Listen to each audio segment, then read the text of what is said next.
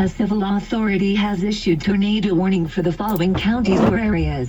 Spencer, Indiana. At 8:29 p.m. on October 15th, 2021, effective until 8:59 p.m.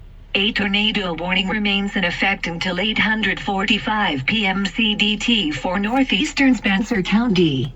At 8:29 p.m. CDT, the severe thunderstorm capable of producing a tornado was located near Santa Claus, or 19 miles northeast of Rockport, moving east at 35 miles per hour.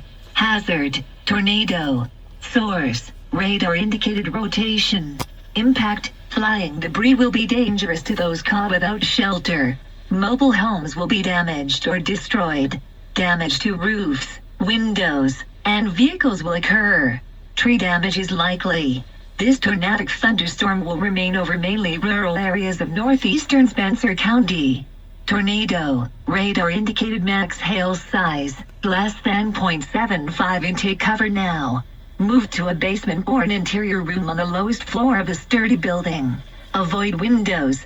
If you're outdoors, in a mobile home, or in a vehicle, move to the closest substantial shelter and protect yourself from flying debris.